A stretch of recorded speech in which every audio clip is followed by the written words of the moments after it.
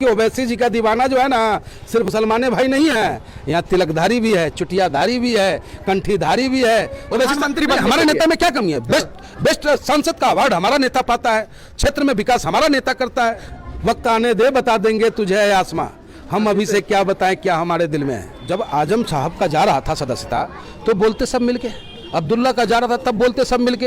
तो आप चाह रहे कि ओवैसी साहब प्रधानमंत्री? बिल्कुल हम चाहते, हम ही नहीं लेकिन वो तो मना करते हैं ना कि मेरा कोई ऐसा ख्वाब नहीं है। हमारे नेता का महत्वाकांक्षा नहीं, मैं बार बार आपसे कह रहा हूँ। सीमांचल ने हमको ताकत दिया, अभी देखे नहीं है हमारे नेता पैदल क्या नदी में हेले हैं कि 200 करोड़ का पुल पास हो गया।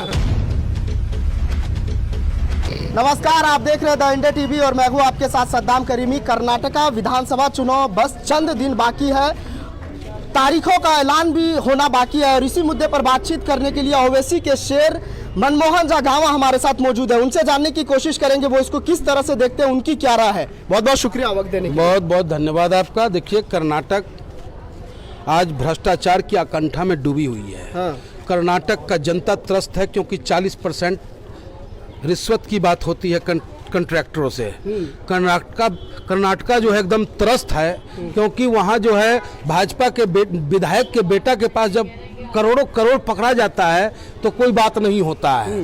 तो बिहार वहाँ कर्नाटका की जनता जो है ना अब ओवैसी साहब की तरफ देख रहा है। देखे होंगे आप कि जब ओवैसी साहब गए थे तो क्या जन सैलाब था। तो हम चाहेंगे कि कर्नाटका महफूज रहे, वहाँ की जनता खुशहाल रहे और वो तभी संभव है जब पतंग उड़ता हुआ नजर आएगा। उन्होंने पहले कैंडिडेट का सूची भी वो ऐलान किया है, उसमें हिंदुओं को टिकट दिया है। क्या संदेश है कर्नाटक में? किसने? ओवैसी साहब ने। संदेश साफ है कि ये हिंदू और मुसलमान हम भाई भाई हैं। हिंदू मुसलमान सिख ईसाई इस हिंदुस्तान की पहचान है। अगर बायां हाथ दाहिना हाथ हिंदू है तो बायां हाथ नहीं मिलता है ना है। सर, आपको भी टिकट देखिए रिजल्ट की कामना लेकर के आप पेड़ लगाओ। आपके घर में एक आम का पेड़ होगा जो आपने नहीं लगाया होगा लेकिन फल आप खा रहे हैं क्योंकि वो आपका बाबा लगाया था। तो हम लोग मजबूत हिंदुस्तान के निर्माण में लगे हुए हैं। ठीक है कि हम नहीं जीते, हमारा बेटा जीत जाएगा, हमारा पोता जीतेगा और देश को मजबूत करेगा। लोग कह रहे हैं कि अब ओवैसी साहब को मुस्लिमों का लीडरशिप चुभने लगा है, हिंदुओं को मैदान में उतार रहे हैं। ये लोग नहीं कह रहा है, वो नेता कह रहा है जो घोटालेबाज सब है। उसको पता चल गया है कि ओवैसी जी का दीवाना जो है ना सिर्फ मुसलमान भाई नहीं है, यहाँ तिलकधारी भी है, चुटियाधारी भी है, कंठीधारी भी है। सब लाइन के लोग जो है ओवैसी साहब को, जो ओवैसी साहब के करीब आ जाएगा, जो उनको नज़दीक से देख लेगा। कभी आप चलना मेरे साथ दारुसलाम, आपको दिखाएंगे गंगा जमुना तहजीब क्या होती है। वहाँ ताकत नहीं है किसी कोई हिंदू को रे कह दे या मुसलमान को तू कह दे। तो ये है वहाँ का गंगा जमुना तहजीब और वही पूरे हिंदुस्तान में होगा और कर्नाटका में भी यही स्थिति होगी। कर्नाटक में जीत रहे हैं, कुछ अनुमान? देखिए, जनता जनार्दन है, जनता भगवान है। उम्मीद है हमें कि कर्नाटक की जनता हमारे प्रत्याशी को भारी मतों से जिताएगा। राहुल गांधी पर अब थोड़ा जिक्र करते हैं। राहुल गांधी की सदस्यता गई है, आपकी पार्टी उसके साथ है? देखिए, हमारी पार्टी उसके साथ है या नहीं इसका फैसला तो हमारा राष्ट्रीय नेतृत्व लेता है। ठीक है। लेकिन जो उसके साथ हुआ है वो गलत हुआ है क्योंकि भाजपा का भी एक सांसद है जिसका 3 साल सजा होने के बावजूद उसकी सदस्यता नहीं जाती है। भाजपा के मैं आपको सैकड़ों नेताओं का लिस्ट दे दूंगा जो जहरीला भाषण देने का काम करता है लेकिन वो आज़ाद घूम रहा है। लेकिन ये छोटी छोटी बातों को टोक करके, नुक्ताचीनी करके मुकदमा करना और सजा दिलवाना, तो भैया अगर इधर चित है तो इधर पट है। वक्त आने दे बता देंगे तुझे है आसमां, हम अभी से क्या बताएं क्या हमारे दिल में है। तो आप साथ नहीं दे रहे, आप साथ खड़े नहीं है। कई पार्टियों का समर्थन मिला है, आप क्यों हिचक रहे हैं? दीजिए ना साथ, लोकतंत्र को बचाइए ना।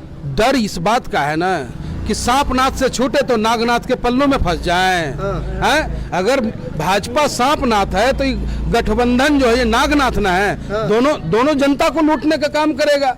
अगर देश को मजबूत करना है, जनता को राहत देना है तो ओवैसी साहब को प्रमोट करो ना भाई, क्या दिक्कत है? ओवैसी मंत्री हमारे नेता में क्या कमी है?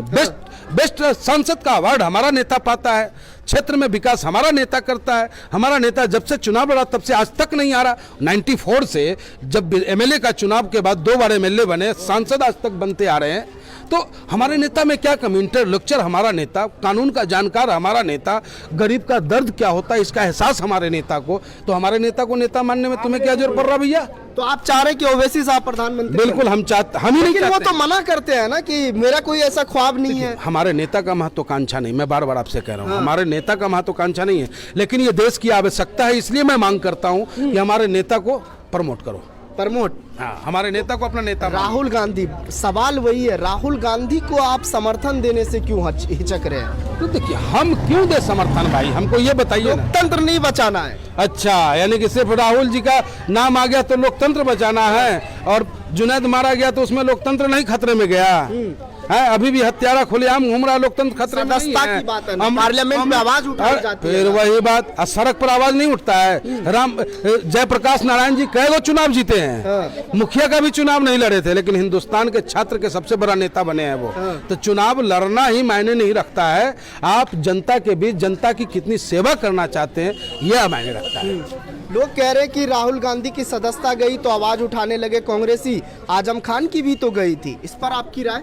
बिल्कुल सच और हक की बात है। जब आजम साहब का जा रहा था सदस्यता तो बोलते सब मिलके, अब्दुल्ला का जा रहा था तब बोलते सब मिलके। जब भाजपा का नेता जब बयान देता है कि तलवार और छुरी अपने घर में संभाल के रखो मुसलमानों को काटने के लिए, तो उस समय में कहाँ था सब? जिस समय में जुनैद और नासिर को मारा जा रहा था तब कहाँ था लोग? जब पहलू को मारा जा रहा था तब कहाँ थे लोग? तो लोकतंत्र की हत्याएं हर मोड़ पे हो रही है, और उस हर मोड़ को रोकने के लिए बैरिस्टर साहब की जरूरत है। बैठक होती है विपक्षी दलों का, आपको बुलाया नहीं जाता है? हमें जरूरत भी नहीं उनकी दावत की, हम तो जनता के बीच रहते हैं, जनता हमें बुलाएगी, जनता के साथ हम रहेंगे। हमें क्या जरूरत पड़ा इन फर्जी तर्जी लोगों से मिलने का, घोटाले सीमांचल में भी आपको नकार दिया। सीमांचल ने हमको ताकत दिया, अभी देखे नहीं है हमारे नेता पैदल क्या नदी में हेले हैं कि 200 करोड़ का पुल पास हो गया। तो ये हमारे नेता की ताकत। आखिर में क्या लग रहा है, कर्नाटका में कितनी सीटें जीत रहे हैं आप? क्या उम्मीदें हैं, क्या वहाँ की जनता से उम्मीदें कर रहे हैं? देखिए, कर्नाटक की जनता से मैं अपील करूंगा कि मेरे कर्नाटक के भाई, आप हिंदुस्तान की मजबूत नींव में से एक हो, आप हमेशा से देश को दशा देने का काम किए हो, तो अपना अमूल्य वोट पतंग को देना और बैरिस्टर साहब में अपनी आस्था व्यक्त करना। चलिए, बहुत शुक्रिया हमसे बात करने के लिए। ये हमारे साथ पंडित मनमोहन झा गामा थे, जिन्होंने सभी सवालों के जवाब बारीकी अंदाज में दिए, जिनका साफ तौर पे कहना है कि कर्नाटका की जनता एमआईएम पे भरोसा कर रही है, वो वहाँ पर वोट करेगी और पतंग आकाश में उड़ेगी। द इंडिया टीवी के लिए दिल्ली से सद्दाम करीमी की रिपोर्ट। Thank you. चैनल को लाइक, शेयर एंड सब्सक्राइब करें और बेल आइकन दबाना ना भूलें।